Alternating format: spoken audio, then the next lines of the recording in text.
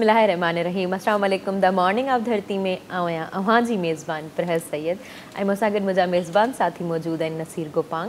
उम्मीद आहे अवां सभु ठीकु हूंदा, मज़े में हूंदा ऐं अॼु संडे जो ॾियारो जेको आहे उहो मज़े सां इंजॉय करे रहिया हूंदा। ऐं अॼु जो जेको ॾियारो आहे उहो मूं सोचियो त सराइकी सां थोरो शुरू करियां। वैसे मूंखे सराइकी एॾी ख़ासि ईंदी न आहे ॻाल्हाइण में, पर सम्झ अची वेंदी आहे। ऐं पर मूंखे इहो शौक़ु आहे शुरू खां वठी, नंढे हूंदे खां वठी तव्हां डिफरेंट लैंग्वेजिस में जेको आहे उहा शाइरी पढ़ां ऐं डिफरेंट लैंग्वेजिस में ॻाल्हायां। ऐं हुई बि हमूमन जेको आहे उहो इंसानु हिकु वक़्त में 17 लैंग्वेजिस जेको आहे उहो ॻाल्हाए सघे थो, एतिरो कैपेबल आहे जेको हू उन्हनि खे गेन करे ॻाल्हाए सघे। त मूं हिकिड़ी ॾाढी ख़ूबसूरत शाइरी कढी आहे, त मूं सोचियो तव्हां जे नाले करियां। उन खां अलावा तव्हांखे थोरो अॼु जे प्रोग्राम में सराइकी टच बि मिलंदो, पर उहो सरप्राइज़ आहे, उहो अॻियां तव्हांखे ख़बर पवंदी। पर हींअर जेको आहे उहो थोरो नंढड़ो सो शेर आहे मूं वटि, उहो तव्हांखे सराइकी जो पढ़ी ॿुधायां थी। मैं नई आंधी ॾी राति आसुण, मैं नई आंधी ॾी राति आसुण, ॾुख दर्द अलम सदमात आसुण, ना सुण तूं बेशक धाड़ में ॾी, ना सुण तूं बेशक धाड़ में ॾी, पर सिदरा दे जज़्बात आसुण। कोशिश पूरी कयमि ताऊं लफ़्ज़ जेके आहिनि उहे सही वठी सघां, छो जो सराइकी जेका आहे उहा मुंहिंजी मदर लैंग्वेज न आहे। सिंधी मुंहिंजी मदर लैंग्वेज आहे, जेतिरो चवंदा आहिनि जेको पंहिंजो मदर लैंग्वेज हूंदी आहे उनखे असां सुठे तरीक़े सां ॻाल्हाए सघूं था, उहो ॿी लैंग्वेजिस में लाज़मी ॻाल्हाए उनमें अचे थी शइ। ऐं एक्सेंट जी जेकॾहिं ॻाल्हि करियूं त एक्सेंट में काफ़ी फ़र्क़ु ईंदो आहे।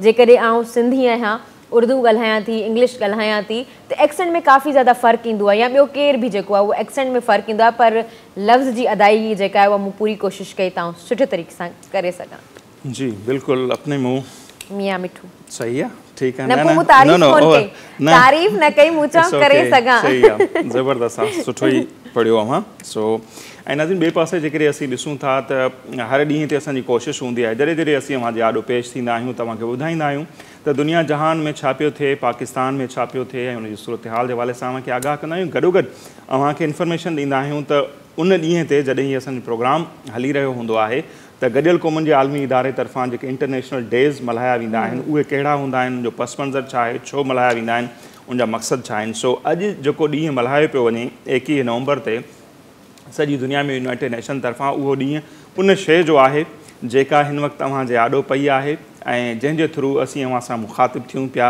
याने अॼु यूनाइटेड नेशन तरफ़ां टेलीविज़न जो जेको आलमी ॾिहाड़ो आहे उहो मल्हायो पियो वञे। ऐं नो डाउट टेलीविज़न जी जॾहिं शुरूआति थी त दुनिया में हिकिड़ो वॾो इनकलाब हो, ऐं स्टिल उनजी पंहिंजी हिकिड़ी अहमियत आहे। तोड़े जो सोशल मीडिया जे मुख़्तलिफ़ जेके प्लेटफॉर्म्स आहिनि उहे अची चुका आहिनि, पर टेलीविज़न जी जेका आहे अहमियत उहा बरक़रार आहे। ऐं उन अहमियत खे बरक़रार रखण लाइ ही ख़ासि रुॻो इन स्क्रीन जो ॾींहुं न आहे, पर टेलीविज़न सां ईअं थियो दुनिया हिक ॿिए सां ॻंढिजी वई, उतां जे हालात हाज़रा जी माण्हुनि खे ख़बर पइजणु लॻी। ऐं इन जो जेको 4 माह उन जा जेके असर आहिनि, ख़ासि तौर ते सियासी असर, जेके मुख़्तलिफ़ इनकलाब आया, पॉलिटिकल तब्दीलियूं आयूं, उन जे करे जेको आहे हिन जी अहमियत खे उजागर करण लाइ टेलीविज़न जो ॾिहाड़ो मल्हायो वेंदो आहे। बिल्कुलु नसीर, ऐं इन ॾिहाड़े जी जेकॾहिं शुरूआति ॿुधायां त 1996 में थी हुई। ऐं भले सोशल मीडिया जा केतिरा बि प्लेटफॉर्म्स छो न अची वञनि, पर जेको टेलीविज़न या टीवी जो जेको मज़ो आहे न उहो उते ई रहंदो हमेशह। जीअं अञा अॼुकल्ह जी ॻाल्हि करियां, जेकॾहिं कंहिंखे ॿुधाइजे थो वेबसाइट ते वेब चैनल्स आहिनि, जेकॾहिं टीवी चैनल जो नालो अचे थो त तुंहिंजो शशको ई पंहिंजो हूंदो आहे। ऐं जेकॾहिं हिन जी थोरी हिस्ट्री वञा, बैकग्राउंड ते वञा, थी जेको आहे उहो इन्वेंट कंहिं कयो हो, टेलीविज़न जेका आहे उहा इन्वेंट कंहिं कई हुई, उनजो नालो हो फेलो टेलर। जे 21 सालनि जी उमिरि में जेको आहे उहो उन जे दिमाग़ में हिकिड़ो हूंदो आहे न, माण्हू जो जेको साइंटिस्ट हूंदा आहिनि दिमाग़ में हूंदो आहे त कुझु न कुझु नयो थियणु खपे, तीअं हिननि जे बि दिमाग़ में इहा शइ आई त जेके असां वटि जेके इमेजिस आहिनि उहे सभु मूव छो न पियूं कनि, त उन्हनि जेको आहे उहो इमेजिस खे मूव करायो कोडिंग जे ज़रिए। उन खां पोइ जेका आहे उहा टेलीविज़न मुतारिफ़ थी, ऐं इनमें को डाउट न आहे। ऐं यूनाइटेड नेशन जी जेका आहे उहा हिकिड़ी रिपोर्ट बि आहे जंहिंमें इहो ॿुधायो वियो आहे त जेकॾहिं टेलीविज़न जेको आहे न उहो इंसान जी डिसीशन मेकिंग ते तमामु घणो वॾो असरु रखे थी। छो जो असां जॾहिं टेलीविज़न ते डिफरेंट ड्रामा ॾिसंदा आहियूं या डिफरेंट जेके आहिनि उहे न्यूज़ ॿुधंदा आहियूं, या काफ़ी शयूं अहिड़ियूं आहिनि मोटिवेशनल या कुझु बि एंटरटेनिंग जेके हूंदियूं आहिनि, उहे असां ते काफ़ी असरु कंदियूं आहिनि। असां हुन खां इन्फ्लुएंस थींदा आहियूं, असांखे उन शइ जे बारे में नॉलेज मिलंदी आहे, असां पंहिंजा ओपिनियंस उन ते ठाहींदा आहियूं। उनखां अलावा जेकॾहिं पॉलिटिकली ॻाल्हि करियां या जेकॾहिं सोशल इश्यूज़ जे बारे में ॻाल्हायो वञे त पहिरीं माण्हुनि खे एतिरी अवेयरनेस न हुई, हिक ॿिए सां एॾी मतिलबु वेझड़ाइप न हुई, परे हुआ हिक ॿिए सां, त उहा शइ न हुई। हाणे टेलीविज़न अचण खां पोइ उहा शइ बिल्कुलु आसान थी वई आहे ऐं न सिर्फ़ु असां अव्हां सां मुख़ातिबु थियूं था, अव्हां बि असां सां मुख़ातिबु थियो था। सोचींदा हूंदा की उहो ईअं त असां जेकॾहिं ॻाल्हाए रहिया आहियूं त तव्हां बि असां ते कमेंट करे रहिया आहियो, असांजे बारे में चई रहिया आहियो, कंहिंजे बारे में सुठो, कंहिंजे बारे में ख़राबु, त मतिलबु तव्हां बि असां सां उहा शइ ॻाल्हाए रहिया आहियो, तव्हां बि इंटरेक्शन करे रहिया आहियो। त टेलीविज़न जेको आहे उहो हिकिड़ो इंफॉर्मेशन जो सोर्स आहे, हिन में को बि डाउट न आहे ऐं इन जे ज़रिए जेको आहे इंसानु पंहिंजा जेके आहिनि उहो डिसीशन मेक करे थो। इन वजह सां जेको आहे ॾिहाड़े खे सेलिब्रेट कयो वञे थो ताकी तव्हां पंहिंजी जेकी बि टेलीविज़न स्क्रीन्स आहिनि उन्हनि ते अहिड़ा प्रोग्राम्स ॾेखारियो, अहिड़ी न्यूज़ ॾेखारियो या अहिड़ा ड्रामास ॾेखारियो जंहिं मां तव्हां मां माण्हू मोटिवेट थी सघनि, एंटरटेन थी सघनि, छो जो तव्हां ई उहो वाइड सोर्स आहियो जंहिंजी वजह सां इंसानु पंहिंजो ओपिनियन ठाहे थो ऐं उनखां अलावा पंहिंजा फ़ैसिला साज़ी करे थो। बिल्कुलु। ऐं गॾो गॾु नाज़रीन खे इहो बि ॿुधाईंदा हलूं त अॼु 21 नवंबर जेको आहे न रुॻो टेलीविज़न जो आलमी ॾिहाड़ो आहे, पर यूनाइटेड नेशन तरफ़ां अॼोके ॾींहं ते जेको आहे रोड हादसनि जा जेके मुतासिर माण्हू आहिनि उन्हनि जी यादि में जेको आहे ॾिहाड़ो बि मल्हायो वेंदो आहे 21 नवंबर ते। हिन ॾिहाड़े खे मल्हाइण जो मक़सदु इहो आहे त माण्हुनि खे रोड सेफ्टी जे हवाले सां, रोड जा जेके क़ानून आहिनि उन जे हवाले सां जेको आहे सो आगाह कयो वञे या आगाही पखेड़ण जे सिलसिले में 21 नवंबर ते इहो ॾींहुं बि जेको आहे मल्हायो वेंदो आहे। वधीक उनजो पस मंज़र बिल्कुलु बिल्कुलु सही था चओ। इवन जेकॾहिं असांजे पंहिंजे मुल्कनि जी ॻाल्हि करियां त पंहिंजे मुल्कनि में इहा शइ हूंदी आहे त अगरि रोड ते वञी रहिया आहिनि भॼंदे भॼंदे असांखे रोड क्रॉस करणो पवंदो आहे, गाॾियूं ईअं पुठियां पयूं ईंदियूं आहिनि, भॼंदे भॼंदे करणो पवंदो आहे। ईअं ई जेकॾहिं असां आउट ऑफ कंट्री जी ॻाल्हि करियूं या उहे कंट्रीज़ जेके तरक़ी याफ़्ता कंट्रीज़ आहिनि उन्हनि में बाक़ाइदा इन्हनि शयुनि जो ख़्यालु रखियो वेंदो आहे ऐं सीट बेल्ट पातो वेंदो। असां वटि इहो हूंदो आहे त जेॾीमहिल को पुलिस अची वियो आहे, ट्रैफिक पुलिस, असां सीट बेल्ट पाए छॾंदा आहियूं, बसि हूअं असांखे पातल न आहे हूंदो, हूअं असां बिल्कुलु आज़ादी सां घुमंदा आहियूं, बल्कि इहा असांजी ख़ुदि जी सेफ्टी आहे। पर इंसान खे लॻंदो आहे त इहा असांजे लाइ हिकिड़ो फांसी जो फंदो आहे, पर फांसी जो फंदो न आहे, असांजी पंहिंजी सेफ्टी आहे। ऐं इन खां अलावा हिकिड़े हंधि ॾाढी ख़ूबसूरत शइ लिखियलु हूंदी आहे, अक्सर रोडनि ते इहा लिखियलु हूंदी आहे त घर न पुॼण खां वधीक बहितर तव्हां देरि सां पुॼो। तव्हां जेकॾहिं जल्दी कंदा त उहो चवंदा आहिनि जल्दी जो कमु जेको आहे उहो शैतान जो कमु हूंदो आहे, जल्दी कंदा त तव्हांजा जेके आहिनि उहो रोड एक्सीडेंट्स वग़ैरह थींदा। ऐं हिकिड़ी ॾाढी ख़ूबसूरत ॻाल्हि मुंहिंजे उस्ताद जी मूंखे यादि अची वई, जंहिं असांखे हिकु दफ़ा लेक्चर में ॿुधायो हो त तव्हां जेकॾहिं शुरूआति थिए थी न उहो तव्हांजी हितां शुरूआति थिए थी जॾहिं तव्हां पंहिंजे कम लाइ निकिरो था, मतिलबु ट्रैफिक इहे शयूं जॾहिं तव्हां फेस करियो था तॾहिं उहो तव्हांजी ॾींहं जी शुरूआति हितां थींदी आहे। पर जेकॾहिं तव्हां पंहिंजी ॾींहं जी शुरूआति आराम सां, प्यार सां, इत्मिनान सां कई, हर कंहिंखे पंहिंजी पंहिंजी जल्दी हूंदी आहे, लेकिन थोरो जेको आहे उहो कॉम्प्रोमाइज़ करे, ॿिए जो ख़्यालु करे ऐं अॻियां वधिजे त उहो वधीक बहितरु हूंदो आहे। असांखे ईअं जल्दी हूंदी आहे, पोइ हिक ॿिए खे टकरूं लॻंदियूं आहिनि, काफ़ी हादसा पेश ईंदा आहिनि, काफ़ी नौजवाननि जूं जेके आहिनि उहे जानूं हली वेंदियूं आहिनि।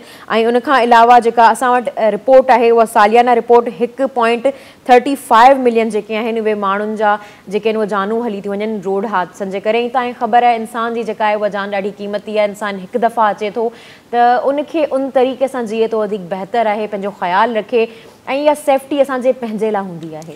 ऐं नाज़रीन खे हिते हिकिड़ी ॿी आगाही बि ॾींदा हलूं त सॼी सिंध में जेको आहे रोबेला वायरस जेको आहे ऐं उन सां गॾोगॾु जेका उरड़ी जी बीमारी आहे उहा तेज़ी सां पखिड़िजे पई ऐं उन जा केसिस जेके आहिनि उहे वधनि पिया। ऐं हींअर ताईं जेके अंग अखर साम्हूं अचनि पिया हेल्थ डिपार्टमेंट जा सिंध जा स्पेशली त 45 ॿारड़ा जेके आहिनि उहे फोत थी चुका आहिनि। ऐं सुठी ॻाल्हि इहा त इंतिहा बुरी ॻाल्हि आहे, पर सुठी ॻाल्हि इहा आहे त उन वायरस जे ख़ात्मे जे लाइ, बीमारी ते कंट्रोल जे लाइ सिंध गवर्नमेंट ऐं यूनिसेफ जे ताउन सां जेको आहे ॿारनि खे वैक्सीन करण जो जेको सिलसिलो आहे, टुका लॻाइण जो सिलसिलो उहो बि हलंदड़ आहे। ऐं 27 नवंबर ताईं ही मुहिम हले पई। सो अव्हां पंहिंजनि ॿारनि खे ज़रूरु इन्हनि बीमारियुनि खां बचाइण जे लाइ वैक्सीन ज़रूरु करायो।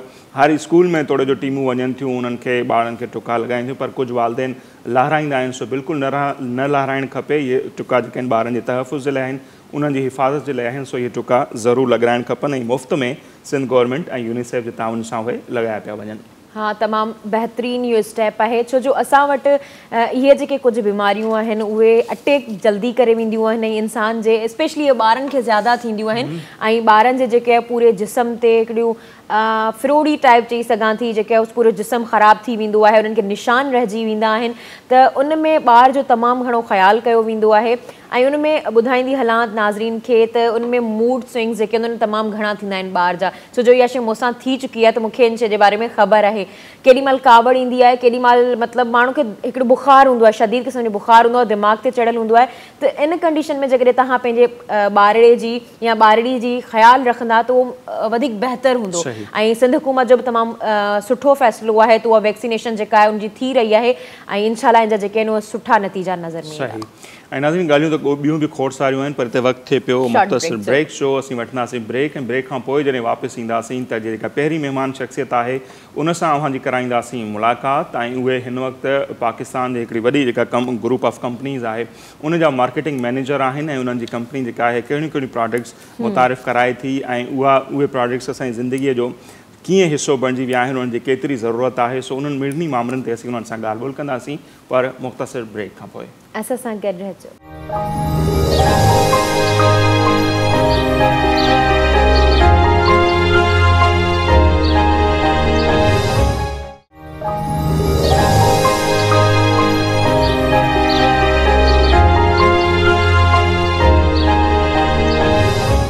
जी नाज़रीन, ब्रेक खां पोइ हिकु भेरो ॿीहर द मॉर्निंग ऑफ धरती में अवां सभिनी खे चऊं था भलीकार। ऐं अॼु हिन वक़्तु असांजे टेबल ते अव्हांखे मुख़्तलिफ़ प्रोडक्ट्स जेके आहिनि उहे पावर प्लस जा नज़र ईंदा हूंदा, ऐं उन्हनि जो पस मंज़र छा आहे, हीअ असां छो रखिया आहिनि। हाणे अव्हांखे ख़बर हूंदी त न रुगो कराची, समूरी सिंध, बल्कि सॼे मुल्क में हिन वक़्तु जेको सभ खां वॾो मसइलो हले पियो कोरोना खां पोइ, उहो डेंगी वायरस जो आहे, ऐं उहो तेज़ी सां पखिड़िजे पियो, ऐं वॾे तादाद में जेके माण्हू आहिनि इस्पतालुनि भेड़ा थियनि पिया, ऐं रोज़ानी जे बुनियादनि ते मुख़्तलिफ़ टीवी चैनल्स जी स्क्रीन ते अव्हांखे नज़र ईंदो हूंदो त अॼु डेंगी वायरस जे करे एतिरियूं जेके आहिनि क़ीमती जानियूं ज़ाया थी वियूं। सो उन मच्छर, न रुगो उन मच्छर, पर ॿिया जेके मुख़्तलिफ़ क़िस्म थियनि था वायरस जा, इवन काकरोच आहे, ऐं किरड़ी जंहिंखे सिंधी में असीं चऊं उर्दू में छिपकली, उन्हनि खां काफ़ी ख़वातीन जेके हूंदियूं आहिनि ख़ौफ़ज़दा बि हूंदियूं आहिनि। हीअ जेके समूरी शयूं आहिनि उहे इंसान जे लाइ नो डाउट हानिकार आहिनि, ऐं उन्हनि जे ख़ात्मे जे लाइ ही मुख़्तलिफ़ प्रोडक्ट्स जेके आहिनि उहो इंट्रोड्यूस करायूं वयूं आहिनि। ऐं जंहिं ग्रुप जे तरफ़ां ही प्रोडक्ट्स जेके आहिनि इंट्रोड्यूस करायूं वयूं आहिनि उहो आहे प्रोग्रेसिव ग्रुप ऑफ कंपनीज़। उन जा जेके मार्केटिंग मैनेजर आहिनि साईं फयाज़ अबड़ो साहब, उहे अॼु असांजा महिमान आहिनि। सो अॼु असीं न रुगो हिन प्रोडक्ट्स जे हवाले सां उन्हनि सां ॻाल्हि ॿोल कंदासीं, पर ओवरऑल हीअ जेका कंपनी आहे उन जे हवाले सां उन्हनि सां ॻाल्हि ॿोल थींदी, ऐं फयाज़ अबड़ो साहब जो जेको पंहिंजो करियर आहे उन जे हवाले सां असीं कंदासीं खोड़ सारियूं ॻाल्हियूं। सो अबड़ो साहब, अव्हांखे असां पंहिंजे प्रोग्राम में भलीकार चऊं था। पहिरियां त असांखे ॿुधाइजो तव्हांजी कंपनी जा जेके गोल्स छा आहिनि, मेन गोल्स छा आहिनि? पहिरीं त तव्हांजी महिरबानी, तव्हां असांखे इनवाइट कयो। अच्छा ॾिसो, चूंकि असां being a progressive group of companies जी तव्हां पंहिंजे तारुफ़ में ॿुधायो, मां थोरो अगरि बैकग्राउंड में वञा त ही बेसिकली हिकिड़ो फैमिली ऑर्गेनाइज़ेशन आहे, एंड उन्हनि पंहिंजो जेको बिज़नेस जो जेको स्टार्टअप वरितो, इट वॉज़ इन 1955। जुड़िया बाज़ार कराची जी हिकिड़ी वॾी बाज़ार आहे जिते होलसेल जो कमु थींदो आहे। उहो हिकिड़ा होलसेलर हुया जेके केमिकल जो कमु कंदा हुया। पोइ आहिस्ता आहिस्ता ऑब्वियसली हिकिड़ो कारवान जी शक्ल अख़्तियार कंदी वई, उन में खोड़ सारा माण्हू जुड़ंदा विया, ऐं मुख़्तलिफ़ उन में प्रोडक्ट्स एड थींदा विया, मुख़्तलिफ़ एंटिटीज़ उन में एड थींदियूं वयूं। ऐं हीअ जेको ग्रुप ऑफ कंपनीज़ आहे एक्चुअली हिन जा ॿ डिवीजन्स आहिनि। हिकिड़ो आहे जेको कंज़्यूमर FMCG जंहिंखे असीं चवंदा आहियूं, फास्ट मूविंग कंज़्यूमर गुड्स आहे, ऐं ॿियो जेको आहे उहो असांजो B2B पोर्टफोलियो आहे, माना बिज़नेस टू बिज़नेस, जंहिंमें असांजो पाक गिज़ा प्राइवेट लिमिटेड जेको फूड बिज़नेस आहे। अच्छा, इन में जेको FMCG डिवीज़न आहे उन में जेको असांजो जेको फ्लैगशिप जेको ब्रांड आहे उहो माना जेको वेल नोन जेको ब्रांड आहे उहो आहे असांजो पावर प्लस बैटरी सेल। सही। ऐं बैटरी सेल जी कैटेगरी में असीं मार्केट लीडर आहियूं। उन में कराची खां वठी ख़ैबर ताईं, कराची खां कश्मीर ताईं अल्हम्दुलिल्लाह असांजी हिकिड़ी सुठी अवेलेबिलिटी बि आहे। उनखां पोइ जेका ॿी कैटेगरी अचे थी इंसेक्टिसाइड्स जी कैटेगरी, माना उन में मॉस्किटो रेपेलेंट थी वियो, ही एरोसोल्स थी विया, कॉइल जेके असीं डिस्प्ले बि कया आहिनि, ही ॿी कैटेगरी आहे जंहिं असांजे ग्रुप ऑफ कंपनीज़ में FMCG डिवीजन में। And third one is air freshener category आहे असांजी, परफेक्ट ऐं पैराडाइज़ एयर फ्रेशनर्स ईंदा आहिनि। शू पॉलिशिस जी असांजी हिकिड़ी ॿी कैटेगरी आहे। त इहे 3-4 असांजूं वॾियूं कैटेगरीज़ आहिनि FMCG डिवीजन। पाक गिज़ा जेको असांजो फूड डिवीजन आहे उन में बेसिकली जेके पाकिस्तान जूं जेके लार्जेस्ट रिटेल बेकर्स आहिनि, मसलन जीअं ही पाए इन द स्काई वारा थी विया, ऐं ॿिया जेके खोड़ सारा, इन्हनि खे असीं पंहिंजा इंग्रेडिएंट सप्लाई कंदा आहियूं। जेको हू मुख़्तलिफ़ केक्स में बेकिंग प्रोडक्ट्स हुन में एड कंदा आहिनि, उनजी शेल्फ लाइफ खे बहितर बनाइण जे लाइ हिकिड़ो उहो थी वियो। हाणे असीं अचूं था जेको तव्हांजो सुवालु आहे कंपनी जा गोल्स या हुनजो विज़न या हुनजो मिशन छा आहे। बेसिकली असांजो जेको विज़न आहे जेको असांजी मैनेजमेंट जे तरफ़ां आहे उहो इहो आहे त असां मार्केट खे हिकिड़ी सुठी कम्पेटिटिव प्रोडक्ट हिकु कम्पेटिटिव प्राइस ते ॾेई सघूं ऐं असां उन दायरे में रही करे कंज्यूमर जी नीड ऐं उनजे इंट्रस्ट खे एड्रेस करे सघूं ऐं फेयर ऐं फ्रेंडली इन्वायरमेंट खे डेवलप करे सघूं, keeping in view the consumer mind set. इहो असांजो विज़न आहे। उनखे सपोर्ट करण जे लाइ असां वटि हिकिड़ो मॉडल आहे जंहिंखे असीं चऊं था केयर एंड ग्रोथ मॉडल, जेको माना मैनेजमेंट जो मिशन आहे। त असां केयर एंड ग्रोथ मॉडल ते रही करे असां पंहिंजे उन विज़न खे, ज़ाहिर आहे विज़न हिकु अहिड़ी शइ आहे जेका ज़हनी तौर ते असीं सोचंदा आहियूं लेकिन उनखे प्रैक्टिकली असां मिशन जे थ्रू उनखे अचीव करण जी कोशिशि कंदा आहियूं। त इहे कुझु असांजा मेन जेके आहिनि उहे ऑब्जेक्टिव्स आहिनि उन विज़न ऐं मिशन खे जे पोयां उनखे अचीव करण जे लाइ। सही। अच्छा, जीअं प्रोग्राम खां पहिरियों पाण ॻाल्हायोसीं पिया त पहिरियों ई अव्हां खां सवाल कयो त मिसाल मच्छर मारण जे लाइ हिकिड़ी शइ आहे, छिपकली खे मारण जे लाइ ॿी शइ आहे, काकरोच खे मारण जे लाइ अञा टी शइ इंट्रोड्यूस थी कराए, त उन विच में आम माण्हू खे ख़बर न हूंदी शायदि उनमें डिफरेंस छा हूंदा, छो ईअं आहे त मुख़्तलिफ़ प्रोडक्ट्स अचनि थियूं ऐं हिकिड़ी का प्रोडक्ट उन्हनि सभिनी ते छो लागू न पई थिए। टेक्निकली कुझु अव्हां सम्झाए पियो, इहो वरी इन करे बि सवाल रखियो आहे जीअं असां ॾिसंदड़ जेके आहिनि उन्हनि खे ख़बर पवंदी त मुख़्तलिफ़ शयूं छो थियूं आंदियूं वञनि। एग्ज़ैक्टली। ऐं ॾिसो असल में छा हूंदो आहे त मार्केट डिवाइड आहे। हीउ जेको पोयां पुठियां कोई 10, 15, 20 सालनि में हिकिड़ो जेको असां वटि सोसाइटी में जेको शयूं इवॉल्व थियूं आहिनि उन में वॾो आहे rapid migration from rural to urbanisation. हाणे कराची जो अगरि पाण मिसाल वठूं त हिकिड़ो इलाही कंपोज़्ड इन्वायरमेंट आहे, खोड़ सारा प्रोजेक्ट्स डेवलप थियनि था, फ्लैट्स अपार्टमेंट्स जो माहौल आहे, हवा ऐं रोशनी जो जेको अमल आहे उहो तमामु सुस्तु आहे या कमज़ोर आहे। ज़ाहिर आहे उहो छो त पैक्ड आहे, तमामु कॉम्पैक्ट माहौल आहे। हाणे उन में ज़ाहिर आहे जॾहिं उस बि तव्हां वटि न ईंदी, हवा बि न ईंदी त इन्हनि कीड़े मकोड़नि जो पैदा थियण जा चांसिस वधी वञनि था। मसइला उन में हिकु वॾो में वॾो आहे गंदगी, गलाज़त, टॉयलेटरीज़ में हलिया वञो, घर जे ॿाहिरां तव्हां ॾिसो या ॿियूं खोड़ सारियूं शयूं 30, 35, 40 साल अगरि जे पुराणा प्रोजेक्ट्स आहिनि त उन में ज़ाहिर इहे मसइला मसाइला आहिनि। हाणे उन्हनि खे उन्हनि जेके अहिड़े क़िस्म जा जेके इंसेक्ट्स आहिनि उन्हनि खे मारण जे लाइ उनखे ख़तमु करण जे लाइ ज़ाहिर तव्हां वटि कुझु न कुझु केमिकल्स आहिनि। हाणे केमिकल ॿिनि क़िस्म जा आहिनि। हिकिड़ो उहो केमिकल आहे जेको इंसानी जान जे लाइ हानिकार आहे। मसइलन तव्हां कंहिं बि खुलियल प्रोडक्ट वठो, जुमा बाज़ार में वञो, इतवार बाज़ार में वञो, उहो तव्हांखे मिलंदो। अगरि तव्हां उन्हनि खे अप्लाई कयो त उहो शायदि हाणे छो त हिन क़िस्म जा जेके प्रोडक्ट आहिनि जेके इहे असीं अप्लाई कयूं था, स्प्रे कयूं था, त साह सां वॾो तालुक़ु आहे। ठीकु आहे, त हाणे उहे थोरा ख़तरनाक आहिनि, उन्हनि जी केमिकल कंपोज़िशन डिफरेंट आहे, असांजी केमिकल कंपोज़िशन छो ज़ाहिर आहे हिकिड़ी रजिस्टर्ड कंपनी ब्रांड आहे, प्रॉपर लीगली कमु करे थी पई, त उनजो ट्रीटमेंट डिफरेंट आहे। अच्छा, हाणे अचूं था त हीउ जेको हिकिड़ो प्रोसेस आहे बेसिकली, मसलन हाणे हिकिड़ो कॉकरोच आहे, उन ते जॾहिं हिकिड़ो स्प्रे अप्लाई थिए थो, हिकिड़ो मच्छर आहे उन ते हिकिड़ो स्प्रे अप्लाई थिए थो, लिज़र्ड या उनखे असीं चऊं चिपकली चऊं या किरड़ी चऊं, उनखे उन ते हिकिड़ो स्प्रे अप्लाई थिए थो। हिकिड़ा उहे इंसेक्ट्स आहिनि जेके क्रॉलिंग आहिनि या फ्लाइंग जेको उॾंदड़ आहिनि। हाणे सभिनि जे लाइ हिकु हिकु प्रोडक्ट हिकु हिकु डिज़ाइन डिफरेंट थियल आहे। सिर्फ़ु हाणे हिकिड़े काकरोच आहे अगरि उनजी लाइफ हिकिड़े मिंट में उहो मरी वञे थो ऐं असीं उन ते अप्लाई कयूं था को हिकिड़ो स्प्रे से फॉर इंस्टेंस, लेकिन इंटरनेशनली WHO इहो चए थो त न उनखे अधु मिंट में मरणु खपे, 30 सेकेंड्स में। त हाणे 30 सेकेंड्स मां जॾहिं असीं 1 मिंट ते अची वेंदासीं 60 सेकेंडनि ताईं ऐं उहो न मरे थो, सिर्फ़ु छो त ज़ाहिर आहे हिकिड़ो इंसानी ज़िंदगी जे लाइ उहो ख़तरनाक आहे, त उनजे लाइ तव्हांखे हिकिड़ो पर्टिकुलरली कस्टमाइज़ प्रोडक्ट डिज़ाइन करणो पवंदो। अच्छा, हाणे इहो बि हिकिड़ी रिसर्च आहे, असीं प्रोडक्ट खे डिज़ाइन करण खां अॻु में हिकिड़े पूरे R&D प्रोसेस मां गुज़ारंदा आहियूं, रिसर्च एंड डेवलपमेंट जो पूरो प्रोसेस आहे। हाणे उन में बिल्कुलु अगरि असीं हिनखे थोरो to cut the story short अगरि मां तव्हांखे ईअं ॿुधायां त हिकिड़ो तव्हां कॉकरोच खयों, तव्हां उनखे कंहिं बॉक्स में बंदि कयो, उन खां पोइ तव्हां उन ते हिकिड़ो स्प्रे अप्लाई कयो, तव्हांखे बिल्कुलु हिकिड़ो तव्हां प्रैक्टिकली उहो हिकिड़ो तजुर्बो कयो। उन खां पोइ तव्हां जेके WHO जो जेके इंस्ट्रक्शन्स आहिनि तव्हां उनखे साम्हूं रखियो ऐं तव्हां उनजी हिकिड़े एनालिसिस कई, कंपेरिज़न तव्हां कयो, त उन मुताबिक़ तव्हांजी जेका क्वालिटी कंट्रोल आहे बेसिकली या जेका ISO जो स्टैंडर्ड आहे उन मुताबिक़ तव्हांखे केतिरो रिज़ल्ट मिले थो, उन हिसाब सां तव्हां पंहिंजी केमिकल कंपोज़िशन ऑब्वियसली तव्हां चेंज कंदव, ताकी उनखे फौरी तौर ते या उनजे पर्टिकुलर टाइम स्लॉट में उनखे ख़तमु कयो वञे। लिज़र्ड आहे, लिज़र्ड आहे त उनजो पंहिंजो टाइम फ्रेम आहे, उनजे लाइ हिकिड़ो डिफरेंट प्रोडक्ट आहे।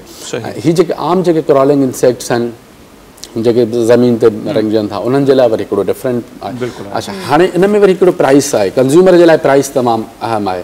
हिकिड़ो प्राइस आहे, लेट सपोज़ 300 रुपए जो आहे, हिकिड़ो 400 जो आहे, त कंज़्यूमर चवंदो, उनजे ज़हन में इहो सवाल ईंदो हिकिड़ी प्राइस हुजे या डिफरेंट प्राइसिस छो आहिनि अगरि उनजो कमु हिकिड़ो आहे। त इट्स बेसिकली द प्रोसेस, जेको उनजो फॉर्मुलेशन आहे, जेको उनजो मैन्युफैक्चरिंग प्रोसेस आहे, या जंहिं R&D प्रोसेस मां उनखे गुज़ारियो वञे थो, उनजा स्टेप्स बाय स्टेप्स आहिनि, द रीज़न इज़ उनजी प्राइसिंग डिफरेंट आहे। इहो हिकिड़ो वॾो उनजो प्रोसेस। अच्छा, जेकॾहिं असां हिननि टिन्हिनि प्रोडक्ट्स जी ॻाल्हि करियूं, कॉइल जी, स्प्रे जी ऐं हीटर ऐं रिफिल जी, त इन्हनि टिन्हिनि में छा फ़र्क़ु आहे? हा, ॾिसो न, मार्केट इवॉल्व थी आहे। अगरि तव्हां गांव देहात में तव्हां वेंदो, तव्हांखे ज़्यादातर एप्लीकेशन कॉइल जी नज़र ईंदी। उनजो वॾो में वॾो रीज़न आहे, हिकिड़ो त कॉस्ट इफेक्टिव प्रोडक्ट आहे, ॿियो उनजो रिज़ल्ट तमामु तुर्त हूंदो आहे। It's a very instant resulting product basically. अच्छा, हाणे गांव देहात जे अंदरि ज़ाहिर आहे हुन वटि माल मवेशी बि आहे, जानवर बि आहिनि, त हू जानवरनि खे मच्छर उन्हनि खे मारण जे लाइ उनखे कटण जे हू कॉइल रखंदा आहिनि। हाणे उते स्प्रे अप्लाई नथो थी सघे, या हीटर एग्ज़ैक्टली ओपन एनवायरमेंट आहे, त कॉम्पैक्ट न आहे, त उनजो हिकिड़ी वॾी ॻाल्हि, हिकिड़ो रीज़न इहो आहे। ॿियो क्वांटिटी आहे, जेको प्राइस सेंसिटिव कस्टमर आहे गांव देहात जो, जंहिंजो बेसिकली जंहिं वटि डिस्पोजेबल इनकम घटि आहे, उनजे लाइ हीउ प्रोडक्ट आहे। ऐं हिनजी सेगमेंटेड बि आहे गांव देहात रेगुलर SEC C&D। हिन वटि जॾहिं प्रोडक्ट में असीं ईंदासीं त हिन जी ज़्यादातर एप्लीकेशन हूंदी क्लोज़ एनवायरमेंट जे अंदरि, माना बंदि कमरा थी विया, ऐं शहर जे अंदरि बिजली जी सहूलियत। हाणे जिते ॻोठनि में जिते 8 खां 10 घंटनि जी या 5 खां 8 घंटनि जी अनफॉर्चुनेटली लोड शेडिंग हुजे, त हिन प्रोडक्ट जी एप्लीकेशन ई न आहे। उनखां पोइ ॿियो इहो आहे त रिज़ल्ट जेको आहे हिन जे रिज़ल्ट में फ़र्क़ु आहे। जिते ज़्यादा मॉस्किटोज़ मच्छर आहिनि उते हीउ अप्लाई थिए थो, जिते घटि आहिनि उते हीउ थिए थो पियो। हिननि जो मच्छरनि सां एज सच तालुक़ु न आहे। मसलन हाणे हिकिड़ी बीमारी आहे डायरिया पैदा थिए थी गलाज़त जे करे, गंदो पाणी आहे, ऐं उते इहे वहनि था अची इंसेक्ट्स जेके आहिनि, उन क़िस्म जे प्रोडक्ट जे लाइ ही असां वटि एरोसोल्स इस्तेमालु थियनि था। सो ही ज़्यादातर शहरनि जे अंदरि इस्तेमालु थिए थो, क्लोज़ एनवायरमेंट में, ही ओपन एनवायरमेंट में इस्तेमालु थिए थो। सो द रीज़न उनजी एप्लीकेशन डिफरेंट आहे, ऐं उनजो मार्केट सां तालुक़ु आहे, प्राइस सां तालुक़ु आहे, एरिया सां तालुक़ु आहे। उनजी पूरी हिकिड़ी सेगमेंटेशन, एग्जैक्टली कंपोजिशन त ऑब्वियसली, लेकिन segmentation based on the market needs ऐं उन कंज़्यूमर जी नीड जे मुताबिक़। ऐं पावर प्लस जी हिकिड़ी ॿी बि सुठी ॻाल्हि इहा आहे त जंहिंखे इस्तेमाल जो मसलो हुजे, साह जो मसलो हुजे, त कॉइल उहो यूज़ न करे, उहो ज़्यादातर ही यूज़ करे सघे थो। न, हिन में बि आहे, लेट सपोज़ हिन में जीअं हाणे लेवेंडर जी ख़ुशबू आहे, कंहिं में रोज़ जी ख़ुशबू आहे, त लेट सपोज़ इहो हिकिड़ो साह जो अमूमन स्मोक सां थिए थो, पोइ भले कंहिंजी बि ख़ुशबू हुजे, उहो पंहिंजी जॻह ते ज़रूरु आहे। लेकिन उन हिकिड़ी लेट सपोज़ अगरि तव्हां कॉइल ॿारो था, ऐं कॉइल जी हिकिड़ी पंहिंजी जेनेरिक ख़ुशबू आहे, अगरि उहा तव्हांखे इरिटेट करे थी पई, त उनजे करे असां हिन में लेवेंडर ऐं रोज़ जो इस्तेमालु कयोसीं, ताकी उन शइ खे अवॉइड कयो वञे। It's a consumer friendly, to become a consumer friendly product. असां सर ब्रेक ते वेंदासीं ऐं वापसि ईंदासीं, तव्हां खां इहो बि ज़रूरु ॼाणण जी कोशिशि कंदासीं त डेंगी ऐं ॿियूं जेके मुख़्तलिफ़ बीमारियूं पखिड़जनि पियूं थियूं, उन्हनि जे लाइ जेके ही मुख़्तलिफ़ प्रोडक्ट्स अव्हांजी कंपनी इंट्रोड्यूस कराइनि, इहे उन्हनि बीमारियुनि खे ख़तमु करण जे लाइ या बीमारियुनि जा जेके सबब आहिनि उन्हनि खे ख़तमु करण लाइ केतिरी मददगार साबित थिए थी, सो इन्हनि जो जवाबु मां वठंदासीं ब्रेक खां पोइ। असीं ब्रेक वठूं था, ब्रेक खां पोइ जीअं ई वापसि ईंदासीं त साईं फयाज़ अबड़ो साहिब असां सां गॾु मौजूदु आहिनि, प्रोग्रेसिव ग्रुप ऑफ कंपनीज़ जा मार्केटिंग जेके मैनेजर आहिनि। सो उन्हनि सां खोड़ ॻाल्हियूं हलनि पियूं, काफ़ी ॻाल्हियूं अहिड़ियूं जिन सां अव्हांजे इल्म में बि इज़ाफ़ो थींदो ऐं ख़ासि तौर ते आउं साईं खां इहो पुछणु चाहींदुसि, जेके खुलियल पाउडर वग़ैरह असीं सस्ता वठी था अचूं मुख़्तलिफ़ मार्केट्स मां, उहे असल में पैसा त बचायूं था, पर उनजो नुक़सानु केतिरो थिए थो, उन जे हवाले सां साईं खां असीं मालूमात वठंदासीं, पर ब्रेक खां पोइ। असां सां गॾु रहिजो।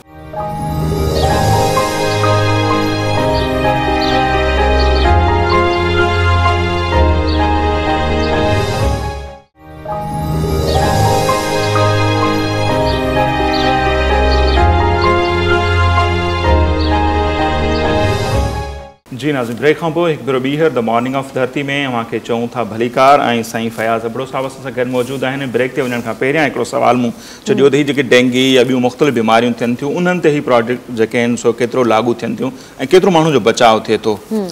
असल में ॾिसो, डेंगी पहिरियों थोरो डेंगी जे बारे में सम्झूं त इहा आहे छा, असल में इहो कहिड़ी शइ जी कहिड़ी बला आहे इहा।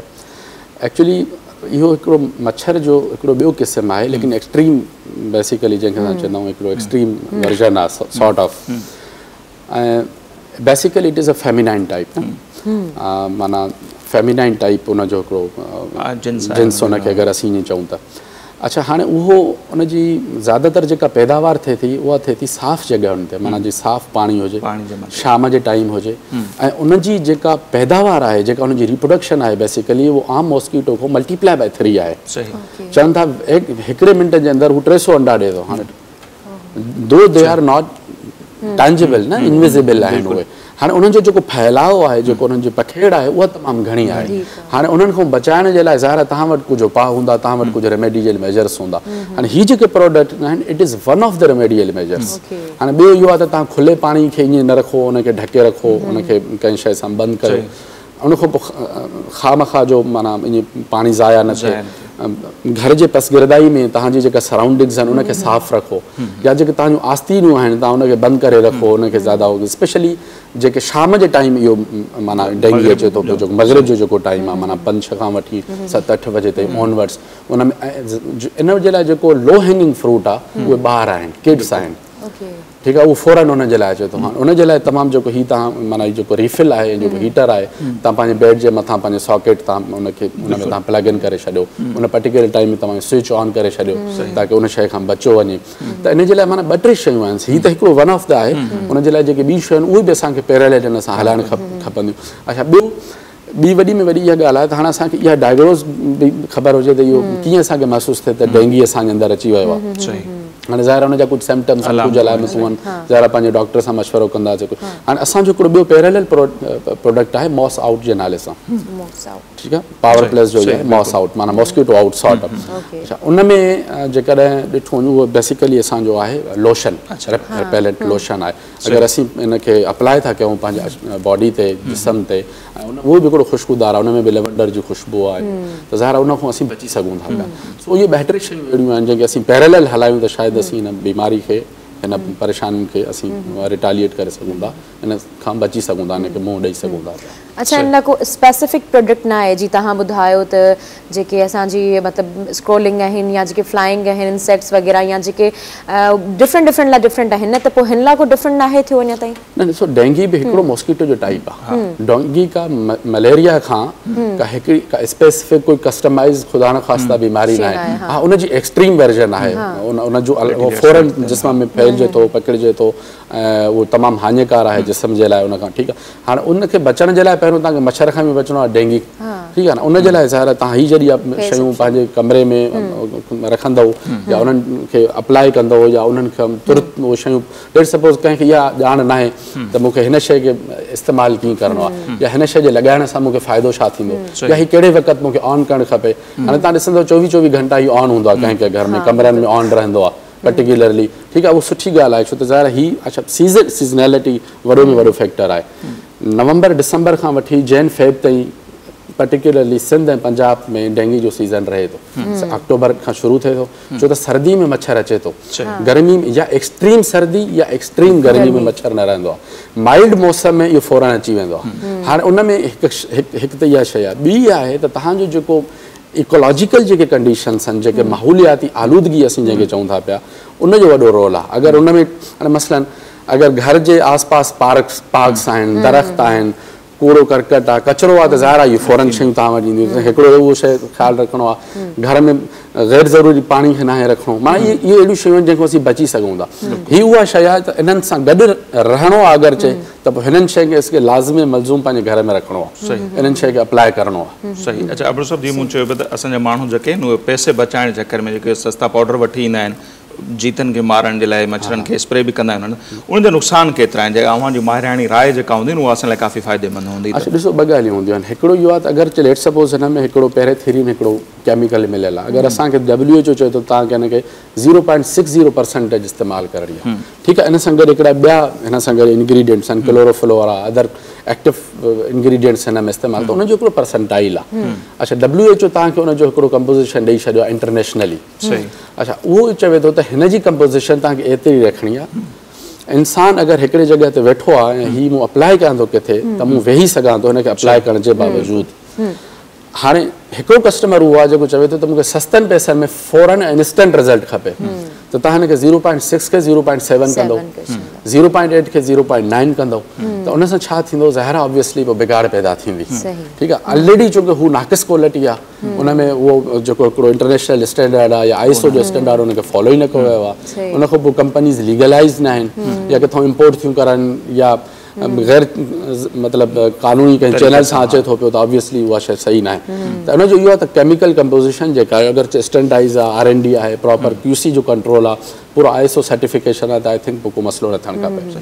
अच्छा, अवां खां सर इहो बि सम्झणु चाहींदासीं, हाणे कुझु पर्सनल सुवाल बि थी वञनि, त माशाल्लाह एॾे वॾे ग्रुप जा अवां मार्केटिंग मैनेजर आहियो या हेड आहियो, त इहो एक्सपीरियंस कीअं रहियो? अवां जी एजुकेशन किथां रही? ऐं असांजे माण्हू जेके चवनि था त बाबा मौक़ा न आहिनि या असांखे घटि मौक़ा ॾिना था वञनि वॾी वॾियुनि कंपनीज़ में, इन तासुर खे अवां कीअं था ॾिसो ऐं अव्हां जो हिते पहुचणु पंहिंजी उन जर्नी जे हवाले सां जेकॾहिं ॿुधायो त? अच्छा, ॾिसो हाणे सुवालु इहो आहे त असां जस्ट अगरि थोरो पाण जे बैकग्राउंड में वञूं त इन शइ खे हाईलाइट करण बि तमामु ज़रूरी आहे त जंहिं इलाइक़नि खां असीं अचूं था पिया, पर्टिकुलरली सखर मुंहिंजो बेस्ट टाउन आहे, होम टाउन आहे, असीं कराची में रहूं था, ॿाहिरि तालीम वरितीसीं, जॉब में लॻी वियासीं। थ्रू आउट द जर्नी असां प्राइवेट सेक्टर सां मुंसलिक रहियासीं। बिल्कुलु BBA MBA कईसीं, ज़ाहिर आहे हिकिड़ी बिज़नेस एजुकेशन आहे, लेकिन फैमिली बैकग्राउंड उनजो तालुक़ु आहे गवर्नमेंट ऐं सरकारी नौकरी सां।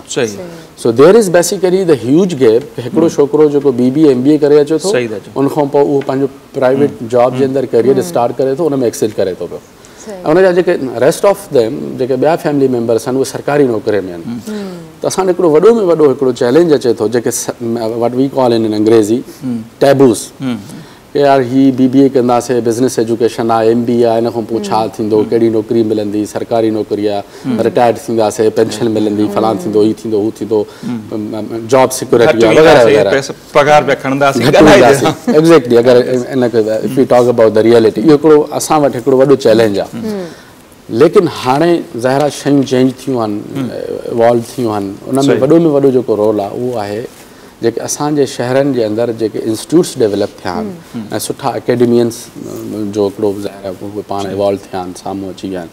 हाणे असां जॾहिं BBA MBA कंदा हुआसीं, BBA में जॾहिं मां इंटर खां पोइ BBA में आयुमि, सखर में इंटर जी एजुकेशन हासिलु कई, पोइ IBA सखर मां पंहिंजो BBA कयो, उन खां पोइ MBA कई मार्केटिंग जे अंदरि। त मार्केटिंग जे पूरे कैरियर में असांखे हिकिड़ो शइ तमामु वधीक ॾिठो, जेको मूं पंहिंजे अगरि चए इहो सम्झाइण जी कोशिशि कयां त यार मार्केटिंग में त सेल्स जी जॉब हूंदी आहे, पोइ ॿाहिरि धका खाइणा पवंदा आहिनि, घरां निकिरणो पवंदो आहे, ऐं असां चवंदासीं त असांखे इंडोर जॉब खपे, हिकिड़ी एयर कंडीशन हलंदी रहे, हिकिड़ो टेबल चेयर हुजे, वर्क स्टेशन मिलियल हुजे, हिकिड़ो सुठो कंप्यूटर लैपटॉप हुजे, असीं पंहिंजो कमु कंदा रहूं। बट एक्चुअली दुनिया में शयूं चेंज थी वियूं आहिनि, हाणे उहे न आहे। प्राइवेट सेक्टर दुनिया भर में 90% एम्प्लॉयमेंट कंट्रीब्यूट करे थो पियो, 10% जेको आहे ओनली पब्लिक सेक्टर आहे। हाणे असां वटि उनजो उलट रहियो, उनजो रीज़न इहो त असां वटि प्राइवेट सेक्टर फ्लोरिश ई न थियो। तव्हांखे यादि हूंदो, अगरि चवां थोरो हिस्ट्री में वञो त इहे असां वटि जॾहिं बैंक्स जेके हूं उहे डीनेशनलाइज़ न थियूं हुयूं, बाद में वरी भुट्टो साहिब जे दौर में नेशनलाइज़ कयो वियो, वरी डीनेशनलाइज़ थी वियूं, त उन दौरान बैंक में जेको कैशियर वेठो हूंदो उनजी इंटर तालीम हूंदी हुई, या he was a simple graduate, या बैंक जो ऑपरेशन मैनेजर आहे, या ब्रांच बैंक मैनेजर आहे, या इवन बेसिक बैंकिंग ऑफिसर खे ई चओ त। हाणे उहो वक़्तु गुज़रंदो आयो, हाणे उन्हनि खे हिकु वक़्तु ते अची महसूसु कयो त न असांखे स्पेशलाइज़ माण्हू खपनि। ठीकु आहे, मार्केटिंग जो माण्हू खपे, सेल्स जो खपे, HR जो खपे, फाइनेंस जो खपे, प्रोडक्शन जो खपे। पोइ Aahista Aahista fields of specialisation evolve थियूं, मुख़्तलिफ़ यूनिवर्सिटीज़ जो क़याम अमल में आयो, त पोइ आहिस्ता आहिस्ता इहे शयूं इवॉल्व थी वियूं।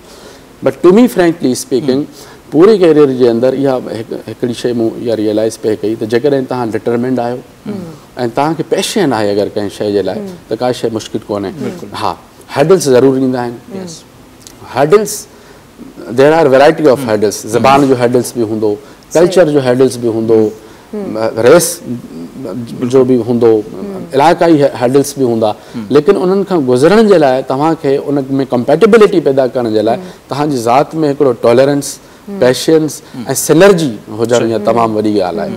त हाणे ॾिसो असां वटि जेको हिकिड़ो जेका माइग्रेशन हाणे थी आहे 5-8-10 सालनि में from the regional areas to the urban areas, वॾो में वॾो जेको हुनजो रोल आहे that is the employment and the evolution of private sector.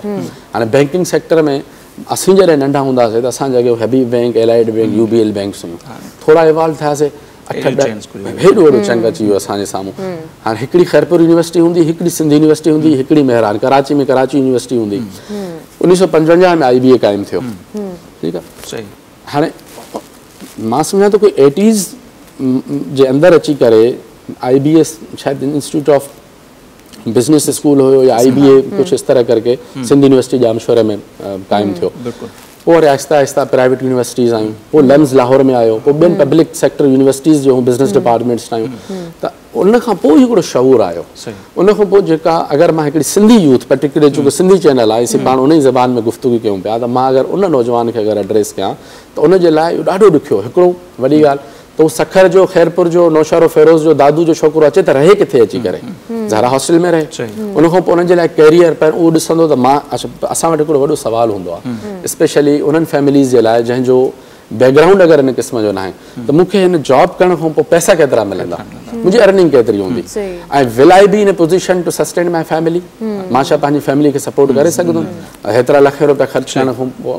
त इहो पूरो हाणे जेको आहे 5-8 सालनि में इहो एनवायरमेंट चेंज थियो आहे, माण्हुनि में इहो सुञाण ऐं शऊर आयो आहे। उनजो वॾो में वॾो हिकिड़ो रोल अॼु जो उहो डिजिटल मीडिया आहे, जंहिंमें तव्हांजा हाणे ॾिसो न सिंधी चैनल हिकिड़ो KTN हुयो, पसे परदा अगरि मां डिस्कस कयां पियो थोरी देरि अॻु में कंहिं कोलीग सां, उन खां पोइ आहिस्ता आहिस्ता ॿियनि चैनल्स में अचे। हाणे इन्हनि जो हिकिड़ो प्लस पॉइंट उहो आहे त उन मुआशिरे में उन्हनि हिकिड़ो सुधार आणियो, शऊर ॾिनो।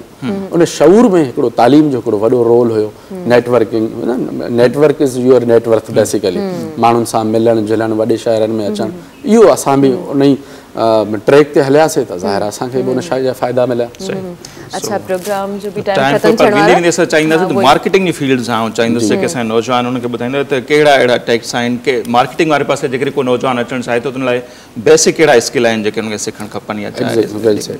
अच्छा, मार्केटिंग ॾिसो, मार्केटिंग जो जेको ज़्यादा तालुक़ु आहे उहो आहे माण्हुनि सां, इंसान सां, उन्हनि जी गुफ़्तगू, communication skill is one of the another is a negotiation skills. ज़ाहिर इहो हिकिड़ो वॾो स्किल सेट आहे। ड्राफ्टिंग, ॻाल्हाइणु ॿोलाइणु, मिलणु झुलणु, इन्हनि जो वॾो में वॾो रोल आहे। ज़ाहिर हाणे हिकिड़ो मार्केटिंग जी फील्ड में हिकिड़ो अगरि प्रोडक्ट आहे, मां बिल्कुलु हिकिड़ी अगरि चए स्ट्रीट लेवल ज़बान में अगरि लेमन में मां ॻाल्हायां त हीउ प्रोडक्ट मूंखे हिकिड़े दुकानदार खे सेल आउट करिणो आहे, त मां जेसि ताईं उन सां उहा उन जी लेवल ते वञी करे गुफ़्तगू न कंदुमि, पंहिंजे प्रोडक्ट्स जा एट्रीब्यूट्स ऐं बेनिफिट्स उनखे न सम्झाए सघंदुमि, त आई can be a good marketeer. उन जे लाइ हीउ वॾो में वॾो स्किल आहे कम्युनिकेशन जो। ज़ाहिर उन में ॿियो वॾो में वॾो स्किल जेको आहे मार्केटिंग जे अंदरि, उहो जेको अॼु जी दुनिया आहे उहो आहे तव्हांजो इंफॉर्मेशन स्किल। तव्हां केतिरा क्विक आहियो, लर्निंग स्किल तव्हांजो केतिरो सुठो आहे, तव्हां केतिरा क्विक लर्नर आहियो। सो इहे 2 शयूं आहिनि जेके मिली जुली करे हिकिड़ो सुठो हिकिड़ो सक्सेसफुल मार्केटर थी सघे थो पियो। सही, तमामु घणी महिरबानी फयाज़ अहमद साहब, क़ीमती वक़्तु कढी असांजे प्रोग्राम में आया ऐं असांखे ॾाढो मज़ो आयो। यकीन नवां खे इलाही असांजूं ॻाल्हियूं कीअं लॻियूं, सो असांखे त काफ़ी सुठो लॻो आहे। सो नाज़िन, फयाज़ अबड़ो साहब जेके प्रोग्रेसिव ग्रुप ऑफ कंपनीज़ जा मार्केटिंग मैनेजर आहिनि, उन्हनि जो ॻाल्हियूं ॿुधियूं, इहे जेके मुख़्तलिफ़ प्रोडक्ट्स असीं खे ॾेखारियूं पिया, नो डाउट इहे काफ़ी अव्हांजे फ़ाइदेमंद आहिनि। यकीन मां इस्तेमालु कंदा बि हूंदा, जेकॾहिं अव्हां न पिया कयो कंदव तव्हांजी ज़िंदगी जेका आहे उहा आसान थी वेंदी।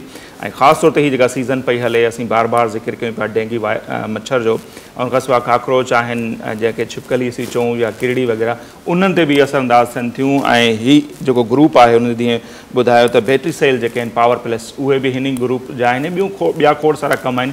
सो असांजी कोशिशि रहंदी त ईंदड़ ॾींहंनि में वरी साईं अबड़ो साहब खे असीं सहमत ॾियूं ऐं वधीक जेके ॿिया मौज़ू अॼु रहिजी आहिनि उन्हनि ते ॻाल्हि ॿोल कयूं। बहरहाल हींअर असांजो टाइम थियो पियो ब्रेक जो, सो वठंदासीं मुख़्तसर ब्रेक ऐं वापसि ईंदासीं त ॿिया जेके मुख़्तलिफ़ सिलसिला आहिनि, सेगमेंट आहिनि जेके हिन प्रोग्राम जो हिसो आहिनि, उहे असीं शामिलु कंदासीं। हिते वठंदासीं मुख़्तसर ब्रेक। असां सां गॾु रहिजो।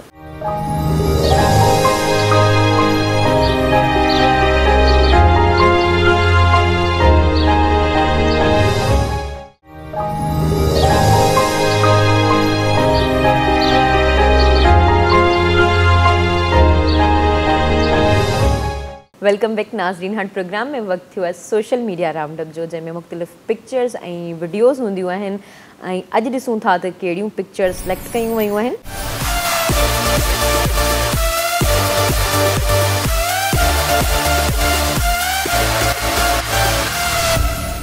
पहिरीं पिक्चर जेका आहे उहो ई जेको इंट्रो में पाण ॻाल्हायो हो उहे ई पिक्चर्स आहिनि ऐं हीअ जेके तव्हांखे पिक्चर्स नज़र अची रहियूं आहिनि थर जूं पिक्चर्स आहिनि ॾाढो सुठो पियो लॻे हिकिड़ो तासुर त उहो उठनि ते चढ़ी करे वैक्सीनेशन लाइ वञनि पिया ऐं वैक्सीनेशन तव्हांखे ॿुधाईंदी हलां त वैक्सीनेशन जी असांखे इंट्रो में असां ॿुधायो हो त उरड़ी बीमारी जेका आहे उनजी ऐं रोबेला जेका आहे हिकिड़ी वायरस आहे उनजी जेका आहे उहा वैक्सीनेशन थी रही आहे ऐं इन में जेको आहे उहो 45 ॿारड़ा जेके आहिनि उन्हनि जी जान हली वई आहे ऐं इहा जेका आहे उहा 27 तारीख़ ताईं वैक्सीनेशन लॻंदी त पंहिंजे ॿारनि खे जेको आहे उहो वैक्सीन करायो ऐं लारायो न या वैक्सीन ई आहे वैक्सीन दवाई हूंदी आहे जीअं कोरोना वैक्सीन जे बारे में काफ़ी अफ़वाहूं हुयूं उन वांगुरु हिन खे न वठो ही वैक्सीन आहे ही तव्हांजे बचाव लाइ हूंदी आहे सही ऐं हिते नाज़रीन हिकु ॿ ॿियूं तस्वीरूं अवां सां शेयर कंदसि उहे सिंध जा नाले वारा अदीब ख़ासि तौर ते लोक ॾाहप जे हवाले सां उनजो तमामु घणो कमु हो डॉक्टर कमाल जामड़ो साहब जेके आहिनि जेके कोरोना वबा दौरान लास्ट ईयर असां खां विछड़ी विया हुआ ऐं वफ़ाक़ी उर्दू यूनिवर्सिटी में हू सिंधी डिपार्टमेंट जा हेड हुआ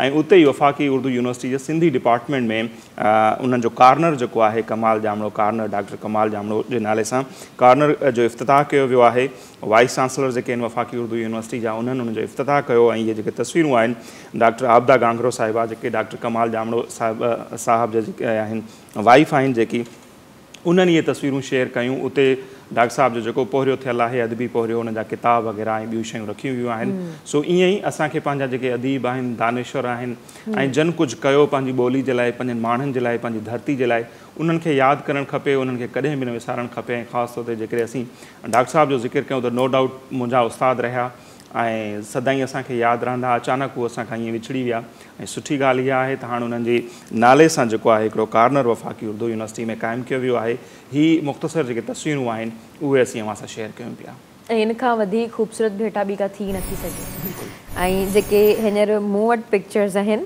उहे तव्हां जेकॾहिं ॾिसी रहिया हूंदा पंहिंजी स्क्रीन ते तव्हांखे ॾिसंदे ई पंहिंजो जेको ॿारोतण जेको आहे उहो यादि अची वियो हूंदो ऐं स्पेशली जेके ॻोठ साइड में रहनि था ऐं जेके सिंधी आहिनि उन्हनि सभिनी खे असां त खेॾी आहे बिलोर रांदि इन्हनि खे असां बिलोर चवंदा हुआसीं बिलोर ई चवंदा आहिनि तव्हां बि हा बिल्कुलु बिलोर रांदि खेॾी हुई हिकिड़ी हुन में मिटी में खुॾ ठाहींदा हुआ ऐं उन खां पोइ वरी आङुरियुनि सां बिलोर हणंदा हुआसीं उहो ॾाढी ख़ूबसूरत ॾींहं हूंदा हुआ ॿारोतण जा ऐं जेकॾहिं ॿी पिक्चर आहे उहा ॾांद गाॾी जी पिक्चर आहे जंहिंमें अञा ताईं बि ॻोठनि में इहा हले थी ऐं पहिरीं इहे पिक्चर जेके आहिनि उहे हींअर जूं बि आहिनि त इहे जेके शयूं आहिनि इहे ट्रेडिशन आहिनि जेके असां उन्हनि खे यादि रखंदासीं उजागर रखंदासीं त असां बि रहंदासीं छो जो जेके क़ौमूं पंहिंजी असलियतनि खे विसारे छॾींदियूं आहिनि उहे क़ौमूं पाणी मिटिजी वेंदियूं आहिनि बिल्कुलु ऐं नाज़रीन हिते ॿी तस्वीर बि आहे इहा अॻिते पाण वधंदासीं हाणे वीडियो न पर हिकिड़ी तस्वीर आहे अञा मूं वटि हीअ हा हिकिड़ी आहे उहा आहे त दादू जी तारीख़ी रेलवे स्टेशन जेका आहे सीता नगर